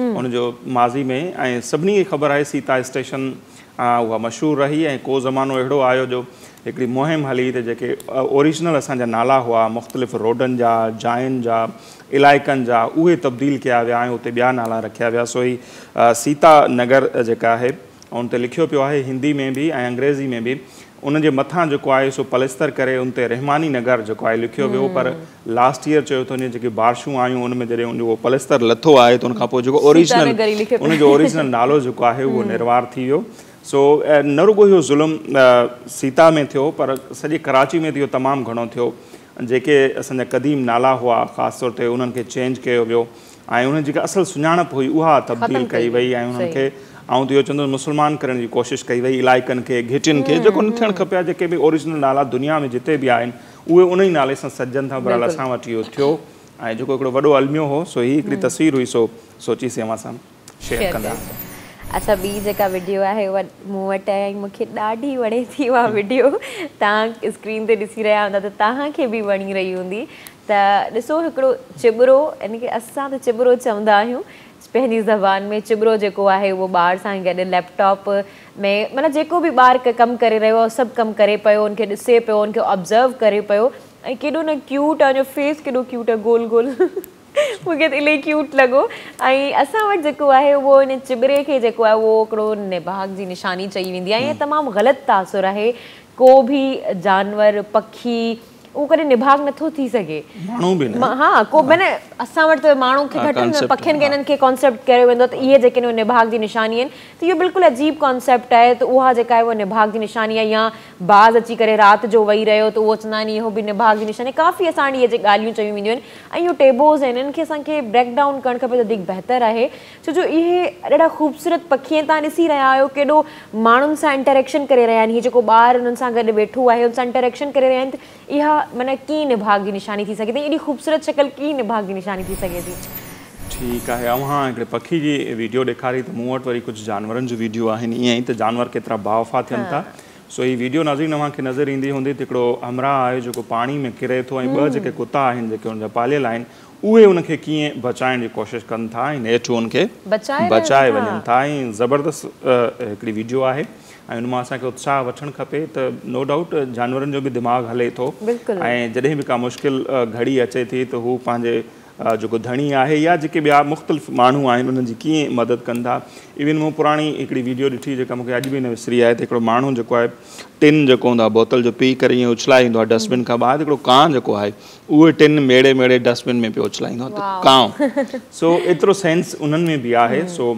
इहो ई सेंस माण्हुनि में बि हुजणु खपे ऐं असांखे हिक ॿिए जी मदद करणु खपे जीअं ई हिकिड़ा जानवर थी करे कंहिंजी ज़िंदगी बचाइनि था जेकॾहिं असां ईअं कंदासीं त उहो ई बार बार चवंदा त दुनिया असां लाइ जन्नत बणिजी वेंदी जेकॾहिं असीं हिक ॿिए जे लाइ सहूलियतूं पैदा कयूं बजाए जो असीं हिक ॿिए जे लाइ रंडकूं पैदा कयूं असांखे हिक ॿिए जे लाइ सहूलियतूं पैदा करणु खपनि ब्रेक वठंदासीं त ब्रेक खां जॾहिं वापसि ईंदासीं त अॼु जेका असांजी महिमान शख़्सियत हूंदी जीअं प्रोग्राम जे इंट्रो में सिराइकी शाइरी अव्हांखे पढ़ी ॿुधाई हुई सो उहा शाइरी उन शाइरा जी आहे सिराइकी जूं बहितरीनु शाइरा आहिनि नौजवान शाइरा जेके सिराइकी में ऐं उर्दू में तमामु सुठी शाइरी कनि पियूं थियूं ऐं कुझु देरि खां पोइ वापसि ईंदासीं उन्हनि सां कंदासीं खोड़ सारियूं ॻाल्हियूं ऐं उन्हनि जी ॿुधंदासीं शाइरी पर मुख़्तसिर ब्रेक खां पोइ असां सां गॾु रहिजो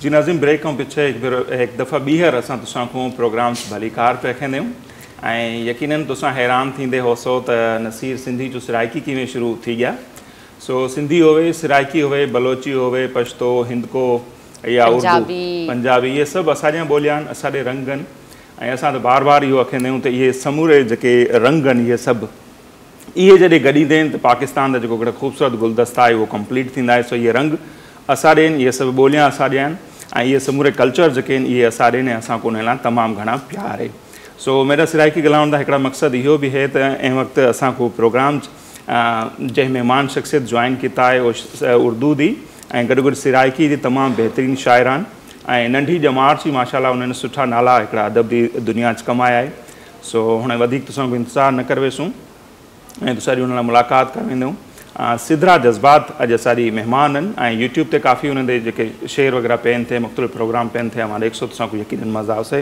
सो सिदरा तोसां को असां प्रोग्राम च भली कार पिया कंदा आहियूं ऐं मेरी सिराइकी तोसां कीअं लॻी यकीनन पहिरें त परेशान थी हूंदी सो तोसां कीअं लॻी सराइकी उर्दू दसावा सराइकी सराइकी से बुधाओ सराइकी तो सारी सराइकी अच्छी लगी है सराइकी दी खूब ट्राई किती है ट्राई बहुत अच्छा किया है तुसा ना त है कि सिंधी लावण वाला इतनी जल्दी इतनी चंगी सराइकी नहीं ला सकता थैंक यू एंड तुसा सारे प्रोग्राम चाहे वे अच्छा अगर हम आपकी लाइफ की जर्नी पर आए तो उससे आप कैसे उसकी वजाहत करेंगी उसकी मैं कैसे वजाहत करूंगी कहाँ से शुरू हुई और अब तक जहाँ तक आप पहुँची हैं अच्छा सबसे पहले तो ये था कि जब मैं छोटी थी जब बच्चा छोटा होता है तो मतलब वो सारे बहन भाइयों के साथ उठता है बैठता है लेकिन उसके ख्यालात दूसरे बहन भाइयों की निस्बत मुख्तलिफ होते हैं सेम मेरे साथ भी ऐसे ही था ना कि छोटी सी फैमिली थी छोटे छोटे बहन भाई थे तो मैं समझती थी कि मुझे ना इनके जैसा नहीं बनना मुझे कुछ अलग करना है मुझे कुछ अच्छा करना है मैंने ना ऐसी ज़िंदगी नहीं गुजारनी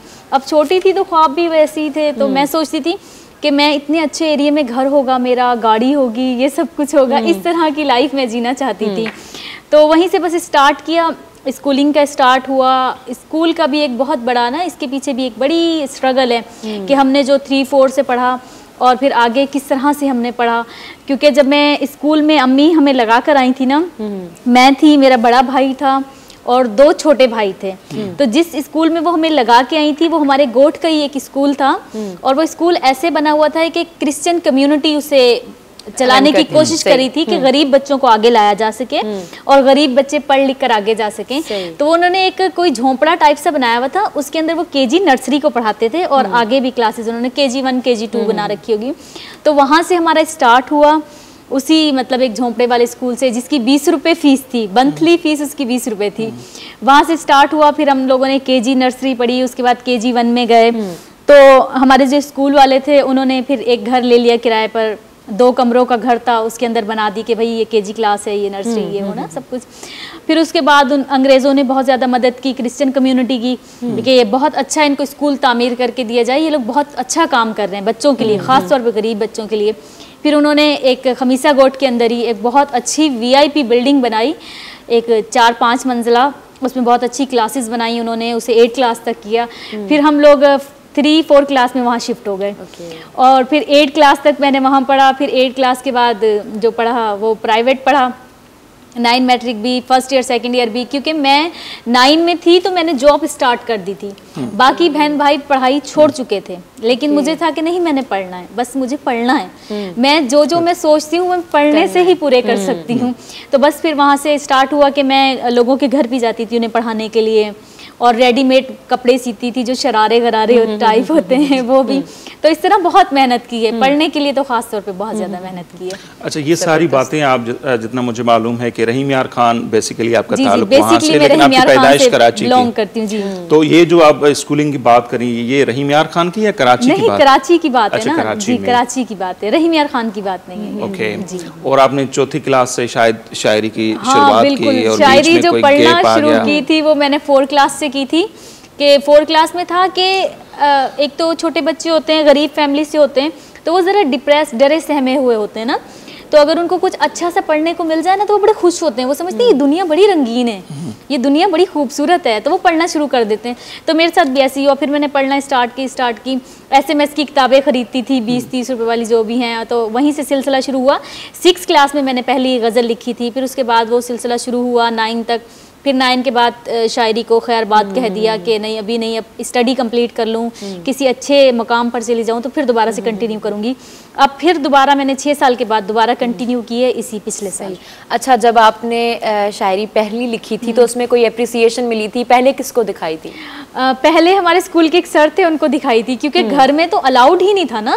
घर में तो बच्ची का शायरी लिखना तो बहुत दूर, पढ़ना ही नहीं था कि शायरी नहीं पढ़ सकती आप लिख नहीं सकती, ये चीज़ें लड़कियों के लिए नहीं बनी। क्योंकि मैं बहुत स्ट्रिक्ट फैमिली से हूँ, सराइकी फैमिली है मेरी, बहुत स्ट्रिक्ट है कि ये लड़की है तो शायरी नहीं पढ़ सकती, लड़की है तो बहुत एक दायरे बनाए हुए हैं लड़कियों के लिए हमने। पर कुछ जाने थी बने शायरी, बिल्कुल।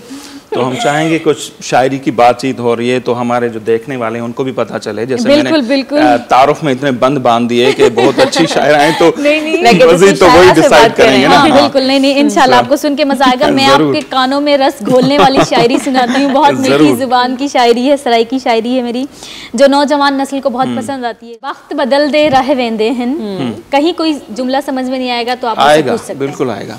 वक्त बदल दे रह वेंदे हन, ठीक है बख्ता वाली को नहीं, ना है अख शराबी मेरी, मेरे मुंह ते लाली को नहीं, तेरा फैसला रब ते छोड़ियम, तेकू बख्शण वाली को नहीं, तेरे बिना अपनी अख में कहीं दे कीते भाली को नहीं, मूंज कनू मन भर गए मेरा, कतरी हिक जा खाली को नहीं, आपे बल पईए भा अंदरूं, मैं ता तीली बाली को नहीं, मैं ता तीली बाली को नहीं, ना हो नक विच नथ रह गई है, देख काने च वाली को नहीं, तू पुछदा ही हाल नवा कोई, तू पुछदा ही हाल नवा कोई, मेरे कोलों हाली को नहीं, घर दी कंध ते कां नहीं बांधा, घर दी कंध ते कां नहीं बांधा, वण ते बांधी लाली को नहीं, तै नहीं मन्नी तेरी आखी, सिदरा हिक भी टाली को नहीं, वक्त बदल दे रह वेंदे हिन, ठीक है वक्तां वाली को नहीं।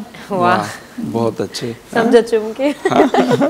न ज़बरदस्त ऐं मूंखे सम्झ में आयो ऐं यकीनन जेके ॾिसनि पिया उन्हनि खे बि यकीनन। और सिंध में जो दूसरी बड़ी लैंग्वेज आई थिंक बोली जाती है वो उर्दू नहीं है, पता है आपको? सराइकी। बिल्कुल बिल्कुल। और बहुत ज़्यादा लोग जो हैं वो जानने वाले हैं, समझने वाले मुतासिर भी होते हैं लोग सराइकी से। सराइकी उनको समझ नहीं आ रही होती लेकिन वो सुन रहे होते हैं क्योंकि वो मजा दे रही होती है उन्हें। सराइकी इतनी खूबसूरत जुबान है कि आपको समझ ना भी आए ना फिर भी आप लुत्फानंदोज हो रहे होते हैं इससे। और उनके जो छोटे छोटे शेर होते हैं ना वो कमाल के होते हैं, बहुत सारे मुझे याद हैं। एक मैंने पढ़ा था जो मुझे आज भी याद है, किसी बस पे लिखा हुआ था कि सानू वेच खा ढोला परदेश नवन।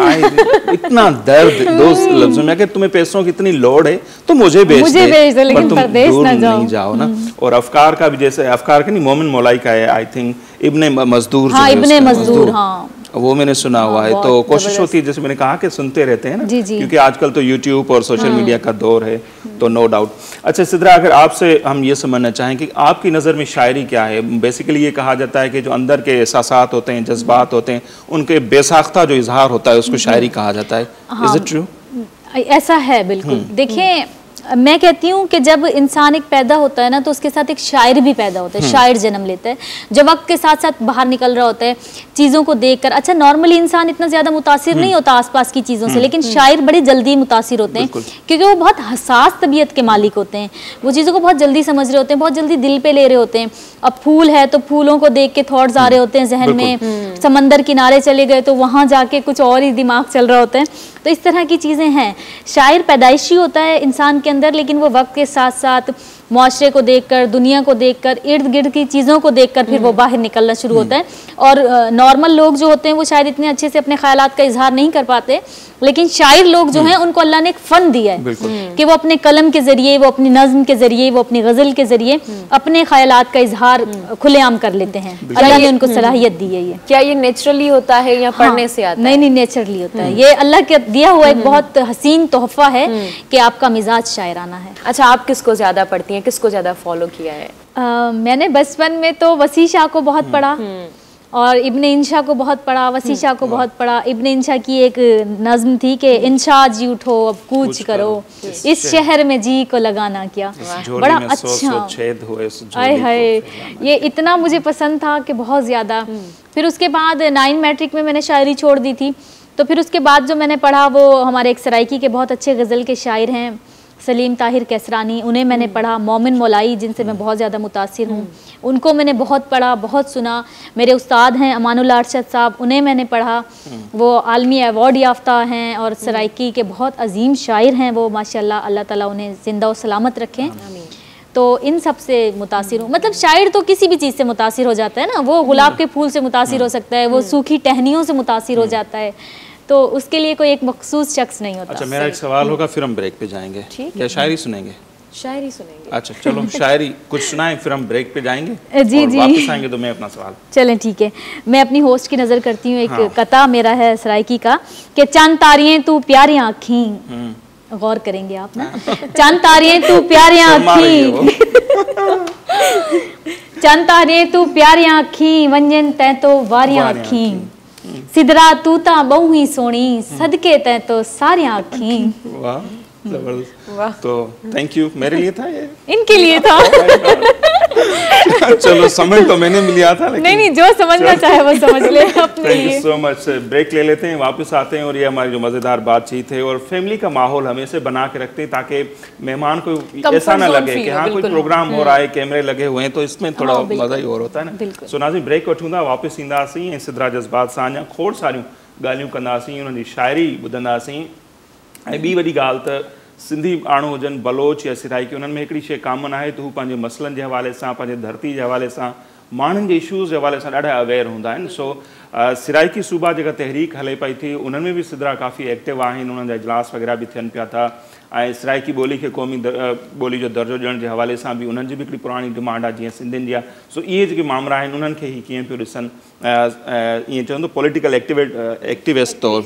सो उहो बि उन्हनि खां मालूम कंदासीं, पर ब्रेक खां पोइ।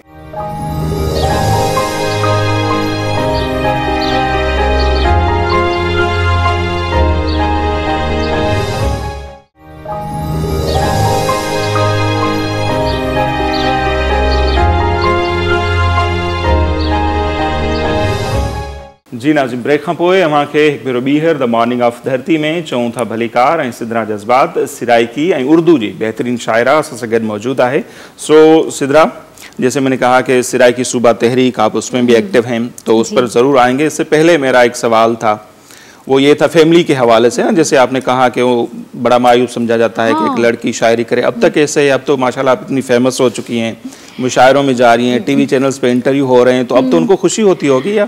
एक बात कहूँ मैं आपको, वो हमारे में एक मिसाल दी जाती है कि घर की मुर्गी दाल बराबर। मेरे साथ भी वही कहानी है। मैं सेलिब्रिटी होंगी लोगों के लिए, लेकिन अपने घर वालों के लिए वही आम सी लड़की हूँ। वही आम सी लड़की है जो चुप चुप के किताबें लिखती है, चुप चुप के डायरियां लिखती है। पापा बड़ा चिढ़ते हैं कि अकेली बैठी हुई क्या हिल रही हो, क्या पढ़ रही हो, क्या कर रही हो। तो जितनी बात है कि अब्बू बहुत सपोर्ट करते हैं, वो बहुत सपोर्टिव है ना। अम्मी थोड़ा हिचकिचाती हैं, बल्कि बहुत ज़्यादा हिचकिचाती हैं कि लड़की है और मीडिया पे जा रही है और तस्वीरें आएंगी तो स्टेज पे बैठेगी तो ख़ानदान वाले बातें बनाएंगे, इस तरह की बातें अम्मी बहुत करती हैं। दरअसल वो गाँव के लोग हैं, बहुत सादा लोग हैं, बहुत सादा मिजाज के लोग हैं, उन्होंने बाहर की दुनिया नहीं देखी इतनी ज़्यादा, तो इसलिए उनके लिए ये बातें थोड़ी मायूब हैं कि लड़की है तो आदमी से कैसे मुखातिब हो, कैसे बात करे आदमी से, इस तरह की बातें बहुत ज़्यादा हैं। सही। और इससे रिलेटेड एक सवाल और जो मैंने पहले नहीं किया था शायद, तो एक लड़की के लिए अपने जज्बात का इजहार करना शायरी में वो कितना मुश्किल होता है, और ख़ास तौर पर अगर मोहब्बत की बात हो तो? बहुत ज़्यादा मुश्किल है। अव्वल तो ये है कि अगर आपके दिल में कोई इजहार है तो आपको दबाना पड़ेगा, बोल ही नहीं सकते आप। अगर फिर बोलना भी जाए तो बड़े ढके छुपे लफ्जों में हम लोग इजहार करते हैं। तो एक शायरा के लिए ये भी तो फायदा है ना भाई, मैंने तो किसी के लिए भी लिख ली, जरूरी थोड़ी है मेरी बात है। अच्छा, मैंने एक नज़्म लिखी, एक आम सी लड़की के लिए शायद मुश्किल हो, लेकिन शायरा या जो भी लेखिका होती है उनके लिए तो मेरे उनके लिए हाँ मुश्किल नहीं, लेकिन फिर भी उनको आवाम क्रिटिसाइज करती है। नहीं, आम तासुर ये होता है कि वो अपनी फीलिंग्स को जाहिर करती है ना, क्योंकि अपनी अच्छा, मैं कुछ भी चीज़ लगाती हूँ लिखकर, तो मैं मतलब इतने लोग टोन कर रहे होते हैं कि हाँ ये ऐसा हो गया वैसा हो गया। मैंने एक लिखा था कि मौरख लिखेगा कि एक लड़की ऐन जवानी के दिनों में फाकों से गई। उस पे लोगों ने बड़ा कहा कि आप तो डॉक्टर हैं, आप तो जॉब करती हैं, तो आपको फाके कहाँ से आ गए। मैंने कहा मैं इर्द गिर्द के माहौल को भी देख रही हूँ, लाजमी नहीं है जो मैं लिख रही हूँ वो मैंने अपना ही लिखा, मेरे इर्द गिर्द का भी तजुर्बा है, मेरा मुशाहिदा है, ये सारी चीजें हैं। तो ये चीज बड़ी होती है कि कुछ भी आप लिख डालो वो आप पे ही डाल देते कि आप पे आपने लिखी है। तो सिराइकी सूबा तहरीक की जो बात चल रही थी, तो उस पर अगर थोड़ी बात की जाए, क्योंकि सिंध के लोग भी जाहिर सी बात है आपके इस मोटिव को सपोर्ट करते हैं। गिलानी साहब के दौर में जब ऐलान हुआ तो बड़ी खुशी हुई थी कि होना चाहिए, 5 होने चाहिए, क्योंकि एक पंजाब, अब देखें ना 3 सूबों एक जगह, कौमी असेंबली के निशस्तों की बात करें, पंजाब से जो जीत के आएगा उसकी गवर्नमेंट होगी ना, तो वो फोकस भी नहीं करते KPK पे, बलूचिस्तान पे, सिंध पे, तो थोड़ा वो चेंज हो जाएगा ना, जो डेमोग्राफी चेंज हो जाएगी। उस पे अगर आप कुछ बात करना चाहें, और इस पर आपकी शायरी भी है। हाँ, मैं शायरी भी सुनाऊंगी। सुबह मंग दें कोई खैरात तो नहीं। हाँ, सुबह मंग दूं भीख तो नहीं। अच्छा, मैं इस पे सबसे पहले तो ये कहना चाहूंगी कि हमने एक तहरीक शुरू की सन 2019 में 22 नवंबर को, अभी हमारी दूसरी उसकी एनिवर्सरी आने वाली है हमारी तहरीक की, सराइकी अवामी तरेमत तहरीक, कि हमारी जो ख़वातीन हैं सराइकी में बहुत अच्छे, बहुत टैलेंट भरा हुआ है सराइकी में ना, बहुत ख़वातीन बहुत टैलेंटेड हैं, हमारे बच्चे बहुत टैलेंटेड हैं, हमारे जेंट्स बहुत मेहनत करते हैं, बहुत मेहनत करते हैं, लेकिन इतनी मेहनत के बावजूद, इतने टैलेंट के बावजूद भी हमें हमारा सूबा नहीं दिया जा रहा, तो ये नाइंसाफ़ी है हमारे साथ। मैं ये नहीं कहती कि मैं बहुत ज़्यादा सियासी हूँ, लेकिन मेरा दिल कहता है कि हमारा अलग सूबा हो। अब मैंने कुछ दिनों पहले भी इस मौजू पे बात की थी कि मैं ये समझती हूँ कि हम लोग सिंध में रह रहे हैं, मैं ऐसा नहीं कहूँगी कि हम सिंधियों का हक खा रहे हैं, हम यहाँ पे भी अपनी मेहनत कर रहे हैं, लेकिन फिर भी हमारा तकाजा है कि हमें हमारा अलग सूबा दिया जाए। हम इस पे काम कर रहे हैं, हम इस पे काम करते ही रहेंगे इंशाल्लाह, आने वाले वक्तों में भी और अभी भी। अच्छा, बाज़ टाइम ऐसा होता है कि हम किसी जगह पे स्पीच करके अपनी बात को नहीं कह रहे होते या नहीं कह सकते, तो बस हम शायरी के जरिए कह देते हैं। मैंने भी एक बंद लिखा, वो मैं आपको सुनाती हूँ कि असा हक ते हैं सर हक ना खा, असा हक ते हैं सर हक ना खा, सा सूबा मंगदू भीख त नहीं, हे फखर ते मान सराइकी हूँ, असा कहीं दे ना ते लीक त नहीं, सगु सिर्फ सराइकी स्थान देवो, कई कीती गाल वधीक त नहीं, सारी रोही रानी नाल जीवे, पर जुल्म करेंदो ठीक त नहीं। बिल्कुल शानदार, जबरदस्त। हाँ, क्योंकि हमारे भी रोही चोलिस्तान में बड़े लोग मारे गए हैं। जिस रात मैंने ये लिखा था उसी रात चोलिस्तान हमारा एक बहुत प्यारा थल का हिस्सा है, उसमें लोग मारे गए हैं। जो सिंध का जो थर का एरिया है ना, चोलिस्तान से जाके जी, लगता है, हाँ, चड़ोथर से लगता है, लेके आगे तक, तो बहुत खूब। और एक शायर की यही है ना कि सिर्फ रोमांच express एक कर मौजू सके, हाँ, नहीं है, बिल्कुल, वो हाँ, अपने जो लोगों के मसाइल हैं, अपनी धरती के मसाइल हैं, उनको भी उजागर करता है। सो प्रेम अन्य कुछ वरी की शायरी थी बनी, बिल्कुल। तो हमारी कोशिश ये होती है कि जो शायर, दानिश्वर, सिंगर हमारे पास आते हैं तो हम तो वैसे ही बात करते रहते हैं। हमारी कोशिश होती है, कंट्रोल करते हैं कि हम कम बात करें, अगले को ज्यादा सुने। बिल्कुल बिल्कुल, आप सुने, आपका हक है, हम सुनाने के लिए आए हैं। लेकिन मैं समझती हूँ कि ज़्यादा शायरी सुनने से बेहतर ये है कि अवाम जो है ना वो हमारी निजी ज़िंदगी के बारे में, हमारे रहन सहन के बारे में जानना चाह रहे होते हैं लोग। अब शायरी तो देखें, आप खुद समझ सकते हैं कि लोग फेसबुक पे भी देख लेते हैं, यूट्यूब पे भी देख लेते हैं और बाकी जगहों पे भी, लेकिन लोगों को तजस्सुस होता है कि आया इस बंदे की स्क्रीन से हट के जिंदगी कैसी है, कैसी जिंदगी गुजारता है। चलो उस पर आ जाते हैं। तो आजकल क्या हो रहा है? आजकल बस जॉब हो रही है और शायरी हो रही है। जॉब में क्या करती है? मैं हॉस्पिटल में जॉब करती हूँ एज ए सोनोलॉजिस्ट। और बस सोनोलॉजिस्ट को थोड़ा एक्सप्लेन कर दे।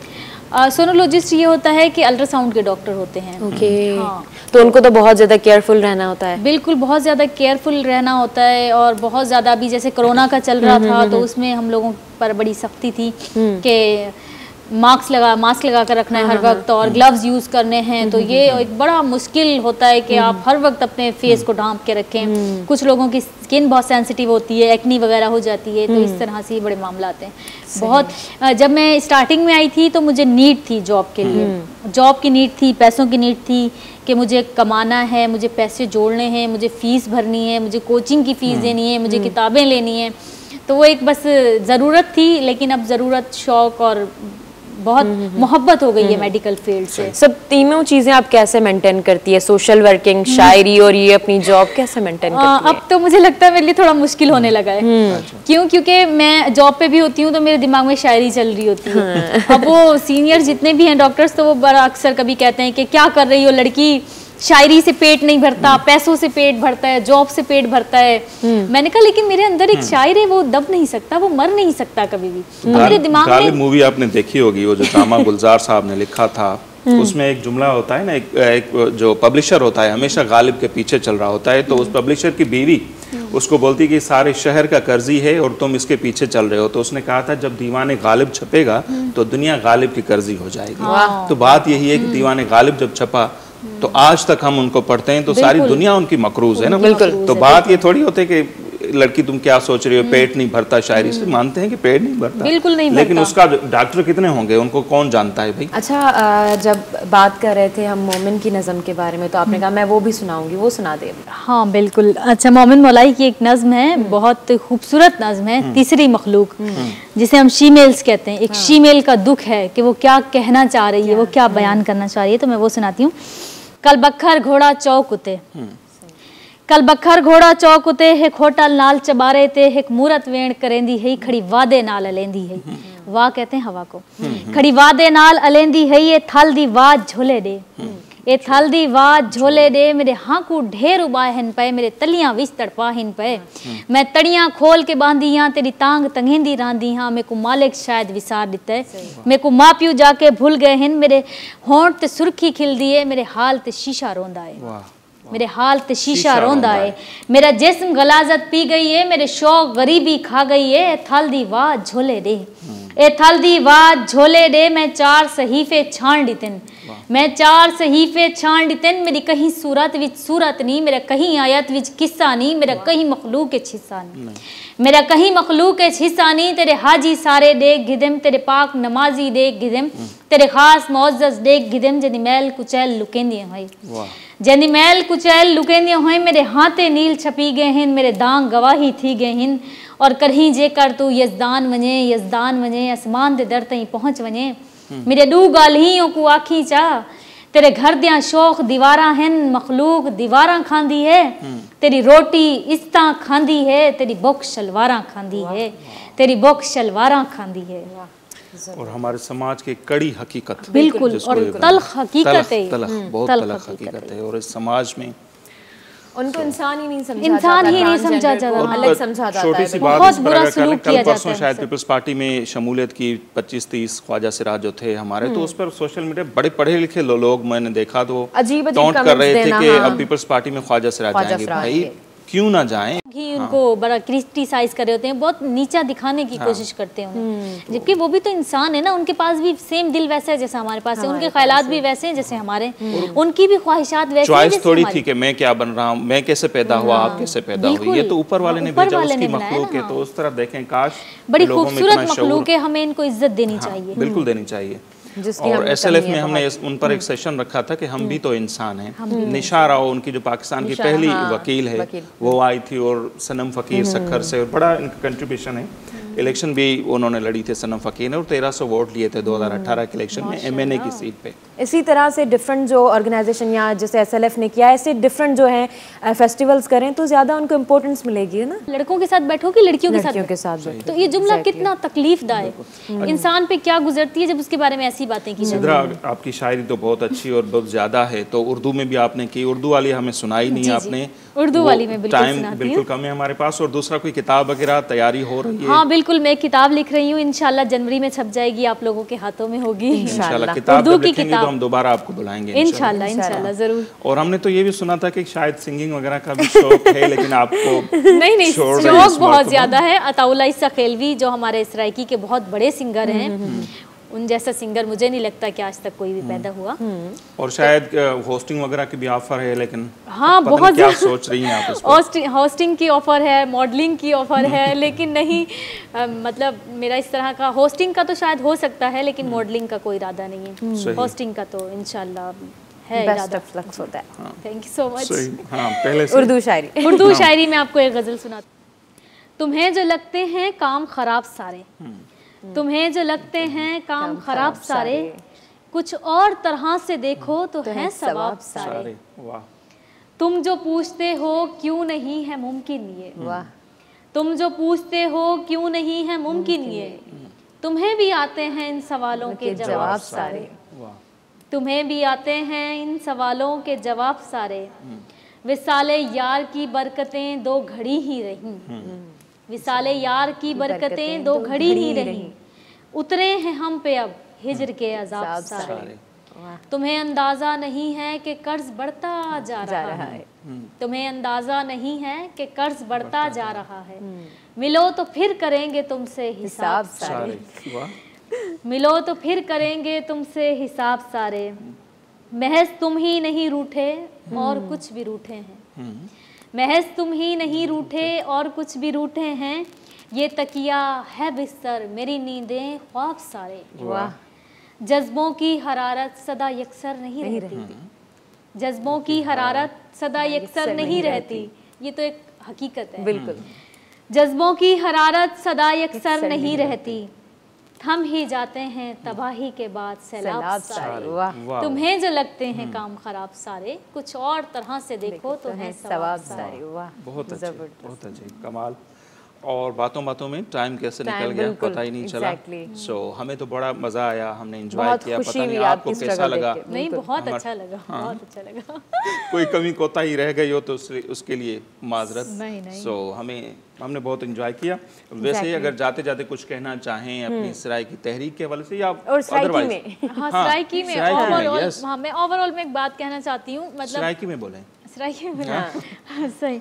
मैं अपने सराइकी जितने भी सारे लोग हैं, सारे माँ भेण भिरा जो भी हैं, उन्हें सारे को मैं एक मैसेज देना चाहता कि जेड़े मुश्किल वक्त मैं गुजरी हाँ, जिमें मैं मुश्किलात का सामना करते हैं, क्योंकि एक होंदी है ना सब तो वड्डी होंदी है कि आपको खानदानी सपोर्ट होवे, आपको आपके घर वाले दी सपोर्ट होवे, आपकी माँ दी सपोर्ट होवे, कि वो किथे ही वेंदे पे होवे ना, वो कंड को थपकी देखे आके वंज मेरी धी अल्लाह ते को कामयाब करे।